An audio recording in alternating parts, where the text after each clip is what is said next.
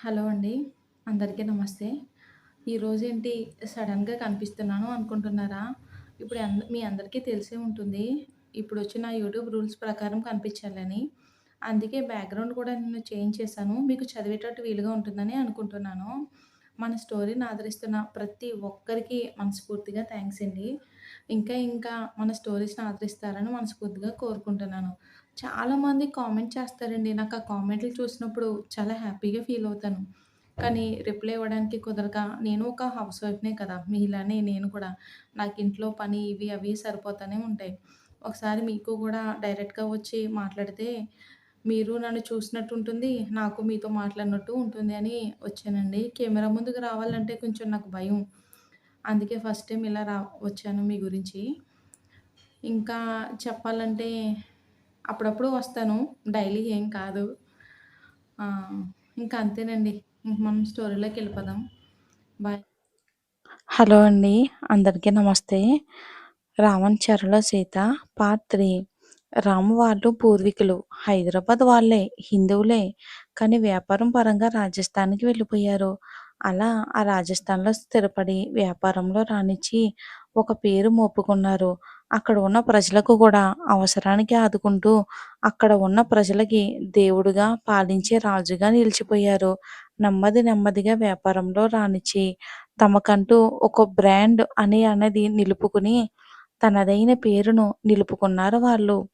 మెల్లిమెల్లిగా వారికి ఆస్తులతో పాటు ఇంకా బిజినెస్‌లు కూడా పెరుగుతూ ఉన్నాయి. కొన్ని వేల కోట్ల ఆస్తిని సంపాదించారు. రాజస్థాన్‌లో, జైపూర్‌లో ఉన్న ప్రతి ఒక్కరిని కూడా ఆదుకుంటారు.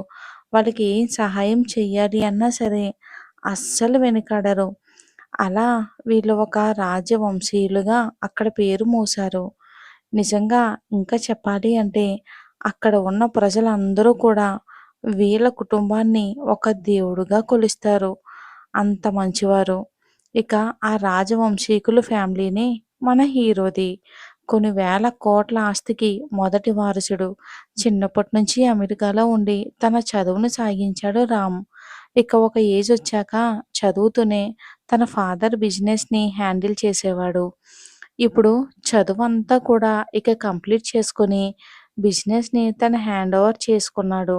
ప్రస్తుతానికొచ్చేద్దాం. ఇప్పుడు బిజినెస్ చూసుకునే పనిలోనే ఉన్నాడు రామ్. ఇక రామ్ గురించి చెప్పాలి అంటే బాబుకి చాలా పొగరు, బలుపు, యాటిట్యూడ్ అన్నీ కలగలిపి చెప్పాలి అంటే మోడ్రన్ మన్మధుడు. అమ్మాయిల కలల రాకుమారుడు. 6 పాయింట్ హైటు, కండలు తిరిగిన బాడీ, సిల్కీ హెయిరు, ఒత్తైన కనుబొమ్మలు, షార్ప్ ఐస్, పింక్ లిప్స్, మగసిరి హుట్టుపడే మీసకట్టు. ఇంకా బాబుకి ఎప్పుడు కూడా కోపం అనేది పక్కనే ఉంటుంది. బాబుని చూసి, బాబు కోపం చూసి అందరూ వణికిపోవాల్సిందే. ఎందుకంటే రామ్ గారి కోపం ఆ రేంజ్‌లో ఉంటుంది. ముందు ముందు మీరే చూడండిలే. బాబు గారి కోపం ఎక్కువగా ఉంటే సిగరెట్ బాగా తాగుతాడు. ఇంకొక్క రేంజ్‌లో ఉంటుంది. ఇక బాబు ఖచ్చితంగా జిమ్ చేస్తూ ఉంటాడు. అది ఏ టైమైనా సరే. బాబు మార్నింగ్ టైంలోనే ఖచ్చితంగా జిమ్ చేస్తాడు. ఇప్పటివరకు ఒక్కసారి కూడా జిమ్ అనేది మిస్ చేయలేదు. ఇంకా రామ్‌కి తన అమ్మన్నా, గ్రానీ అన్నా అంటే ప్రాణం. వాళ్ళ అమ్మ కన్నా తన గ్రానీ దగ్గరే ఎక్కువ టైమ్ స్పెండ్ చేస్తాడు. చిన్నప్పటి నుంచి తన గ్రానీ హెడ్ మసాజ్ అంటే రామ్‌కి బాగా ఇష్టం. అమెరికాలో ఉన్నప్పుడు రామ్ వాటిని బాగా మిస్ అయ్యేవాడు. కానీ తన గ్రానీ దగ్గరకొచ్చినప్పుడు ఖచ్చితంగా డైలీ 2 టైమ్స్ హెడ్ మసాజ్ చేపించుకుంటాడు మాటలతో. ఆ హెడ్ మసాజ్ చేసేటప్పుడు మాటల్లో తన గ్రానీకి ఎంతో బాగా ముచ్చట్లో మునిగిపోతాడు బాబు. ఇంకా రాము వాళ్ళ అమ్మ చేతి వంట అంటే రామ్‌కి బాగా ఇష్టం. వాళ్ళ అమ్మ వంటని ఎంతో ఇష్టంగా కడుపు నిండా తింటాడు. ఈ ఇద్దరి దగ్గరే బాబు బాగా కూల్‌గా, హ్యాపీగా చిన్న పిల్లాడిలా మారిపోయి ఇష్టంగా వాళ్ళతో ఉంటాడు. కానీ మిగతా వారందరి దగ్గర వేటాడే సింహం మాదిరి అందరినీ హడలెత్తిస్తాడండి. ఇదండి మన బాబుగారి స్టోరీ. ఇంకా ప్రెజెంట్‌కొచ్చేద్దాం. బాబు బాగా కోపం మీదే రెడీ అవుతున్నాడు పెళ్ళికి. డ్రెస్సింగ్ రూమ్‌లోకి వచ్చి కబోర్డ్ ఓపెన్ చేసి చూసి బ్లూ కలర్ సూట్‌ని సెలెక్ట్ చేసుకొని దాన్ని వేసుకున్నాడు.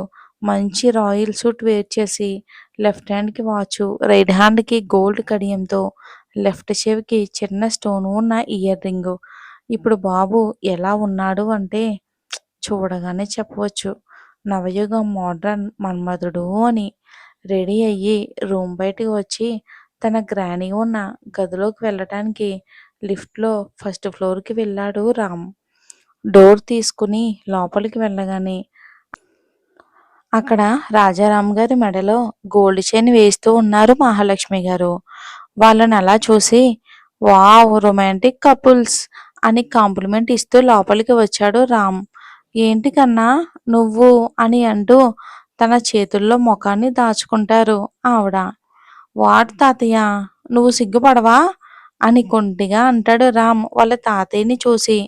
మనం సిగ్గుపడే టైప్ కాదు కానీ వెళ్దామా టైం అవుతుంది అని అంటూ తన కొండువాని సరిచేసుకుంటూ అంటారు రాజారాం.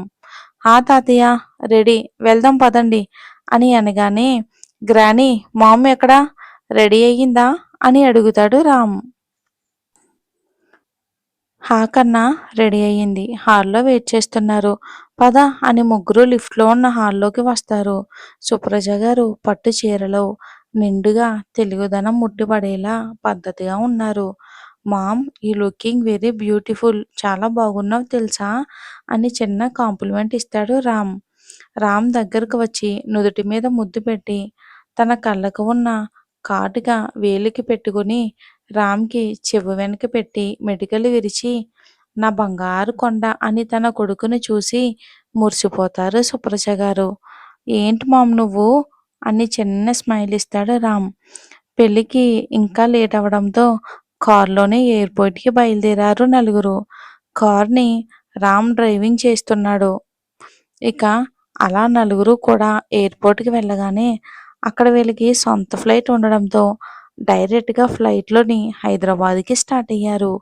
అలా గంట తర్వాత ఫ్లైట్ జర్నీ అయినాక హైదరాబాద్ ఎయిర్‌పోర్ట్‌లో రీచ్ అయ్యారు. ఇక తర్వాత కారులో రామాపురానికి బయలుదేరారు. ఇక అప్పటికే రామ్‌కి ఎందుకో చాలా చికాకుగా ఉంది జర్నీ వల్ల. నిజంగా మెయిన్‌గా చెప్పాలి అంటే రామ్‌కి పల్లెటూరు వెళ్ళాలి అంటే అస్సలు నచ్చడం లేదు. మెయిన్‌గా అక్కడ సిగ్నల్స్ ఏమి ఉండవు కదా! ఆఫీస్ వర్క్ కూడా చేసుకోవడానికి ఉండదు అని మరి బాబుగారి ఫీలింగ్. కారులో గూగుల్ చూపిస్తున్న రూట్‌లోనే ఇక్కడ రామ్ డ్రైవ్ చేస్తూ ఉన్నాడు కానీ పిచ్చి ఇరిటేషన్‌లో ఉన్నాడు. ఎందుకంటే అలా 3 అవర్స్ కారు జర్నీ తర్వాత రామాపురం అయితే రీచ్ అయ్యారు కానీ అక్కడ రోడ్లను చూసి బాబుకి బాగా కోపం వస్తుంది. ఛ! ఏంటి ఈ రోడ్సు బాగా ఇరిటేటింగ్‌గా ఉన్నాయి. అయినా ఏంటి తాతయ్య ఇది? అంతా నీ వల్లే అని కోపంగా స్టీరింగ్‌ని తిప్పుతూ అంటాడు రామ్. పల్లెటూరు కదా నాన్నా! రోడ్స్ అలానే ఉంటాయి. ఎవరు పట్టించుకుంటారు చెప్పు పల్లెటూర్లని? టైం చూసుకుని మనమే ఈ ఊరిని బాగు చేపిచ్చాలి అని అంటారు రాజారాం గారు.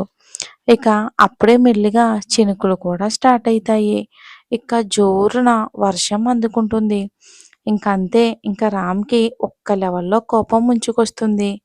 తాతయ్య ఫుల్‌గా రెయిన్ పడుతుంది. రోడ్స్ కూడా అస్సలు బాగోలేవు. ఫోన్‌లో సిగ్నల్స్ లేవు. ఇప్పుడు పెళ్ళికి ఎలా వెళ్ళాలి? అని కోపంగా అరుస్తాడు రామ్. కూల్ కన్నా కూల్. ఎందుకలా కోపడుతున్నావు? నాకు పెళ్లి వాళ్ళ ఇల్లు తెలుసు కానీ ముందు నువ్వు కారు స్టార్ట్ చెయ్యి అని అంటారు రాజారాం గారు. ఏంటి తాతయ్య స్టార్ట్ చేసేది? ఈ వర్షంలో ఎలా వెళ్ళటం? అని కోపంగా అంటాడు రామ్. ఎందుకురా అంత చికాకు నీకు? ఇంత చికాకుగా ఉంటే ఎలా చెప్పు? ఒకవేళ ఒకవేళ నీకు పల్లెటూరు అమ్మాయి నీకు భార్యగా వస్తే అప్పుడేం చేస్తావురా? అని నవ్వును దాస్తూ అంటారు రాజారాం. No never. అస్సలు పెళ్లి చేసుకోకుండా అయినా ఉంటాను గానీ ఈ పల్లెటూరు అమ్మాయిలను నేను అస్సలు పెళ్లి చేసుకోను అని తేల్చి చెప్పేస్తాడు రామ్. నువ్వనుకుంటే జరుగుతుందా ఏంటి? నువ్వంతలా అంటున్నావు కాబట్టే నేనైతే ఒక పల్లెటూరు అమ్మాయినే ఏరి కోరి మరీ నీకు పెళ్లి చేస్తాను చూడు. ఇదే నా మాట అని సీరియస్‌గా అన్నట్టే అంటారు రాజారాం గారు. మీరనుకుంటే ఏంటి తాతయ్య? నేను చేసుకోవాలి కదా! నెవర్ నేనస్సలు చేసుకోను. అందులోని పల్లెటూరు అమ్మాయిలను అస్సలు చేసుకోను అని కోపంగా కారు స్టార్ట్ చేస్తూ అంటాడు రామ్. అయినా ఈ ఊరిలో ఎవరున్నారు తాతయ్య నీకు తెలిసిన వాళ్ళు? ఓ పెళ్లి పెళ్లి అని నన్ను కూడా తీసుకెళ్తున్నావు?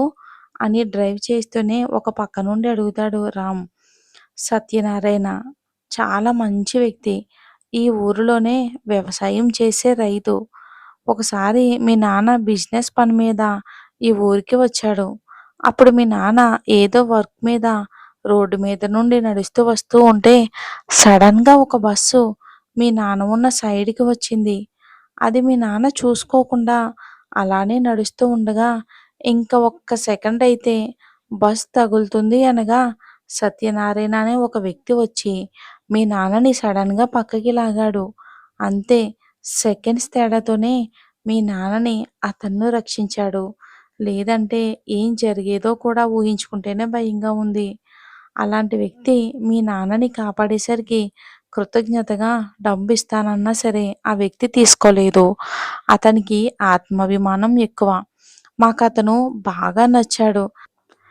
కానీ అతనికి మేము రుణపడిపోయాము అన్న ఒకే ఒక్క మేమంతా కూడా వెళ్ళి అతన్ని అడిగాము. డబ్బైనా, ఉద్యోగమైనా ఇస్తాము అని.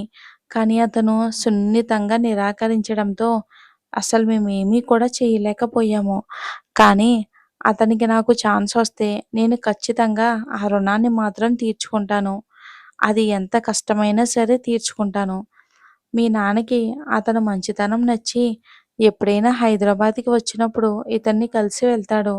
నేను కూడా చాలా టైమ్స్ ఇతన్ని కలిసాను. అలా ఆ మర్యాదతోనే అతను తన పెద్ద కూతురి పెళ్ళికి ఇన్వైట్ చేశారు మనల్ని అని రాజారాం గారు చెప్తారు. తన కూతురి పెళ్ళికైనా డబ్బిస్తానన్నా కూడా అతను ఒప్పుకోలేదు. అలాంటి మంచి మనిషి అతను అని చెప్పుకుంటూ వెళ్తారు రాజారాం గారు. మరది అక్కడ సీత పెళ్లి జరుగుతుంది. రామ్ క్యారెక్టర్ అయితే ఇది. మరిద్దరికీ ముడైతే పడుతుంది. ఎలా పడుతుంది అనేది చూద్దాం. రాజారాం గారన్న మాటే నిజమవుతుందా? మరి ఏం జరుగుతుంది? సీత పెళ్లి ఎందుకు ఆగిపోతుంది అనేది వచ్చే ఎపిసోడ్‌లో చూద్దాం.